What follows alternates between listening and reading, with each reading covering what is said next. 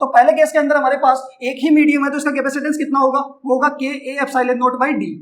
और अगर एयर होती तो क्या होता, A epsilon not by D, but medium आते ही क्या हो गया, के एप्सिलॉन नॉट बाई डी। बताओ क्लियर। सेकंड केस के अंदर हम देखो पहले मीडियम का अलग कैपेसिटेंस निकालेंगे और दूसरे मीडियम का अलग कैपेसिटेंस निकालेंगे।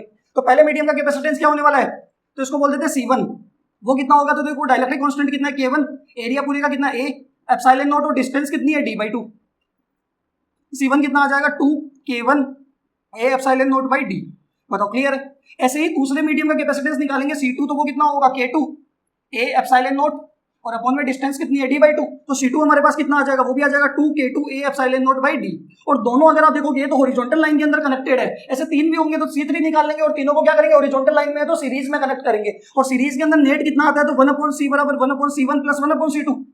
बताओ क्लियर है। तो यहां से अगर आप देखोगे तो 1/C बराबर 1/C1 कितना है, यानी आपके पास आ जाएगा 1/2 K1 A एप्सिलॉन नॉट और अपॉन में D कहां चला जाएगा, ऊपर। बताओ क्लियर है। सेकंड के अंदर अगर आप देखोगे तो ये भी क्या होगा, D/2 K2 A epsilon not. तो पूरे में हमारे पास कॉमन आ रहा है, वो आ रहा है D/2 A एप्सिलॉन नॉट। ये तो क्या आ रहा है, कॉमन आ रहा है यहाँ, और यहाँ पे बचेगा 1/K1 प्लस 1/K2। बताओ क्लियर है यहाँ तक। तो यहाँ से अगर आप देखोगे तो 1/C कितना आ जाएगा, D A एप्सिलॉन नॉट, आगे मल्टीप्लाई में 2, एलसीएम ले लो दोनों का, तो K1 K2 क्या आ जाएगा, K2 प्लस K1। तो यहाँ से कैपेसिटेंस कितना आ जाएगा, तो ये आ जाएगा 2 A एप्सिलॉन नॉट अपॉन में D K1 K2 अपॉन में K1 प्लस K2। बताओ क्लियर है। तो आपको कुछ नहीं करना, अगर हॉरिजॉन्टल लाइन में इस तरीके से कनेक्टेड है तो अलग अलग कैपेसिटेंस निकालो और सबको सीरीज में ऐड कर दो। क्लियर है।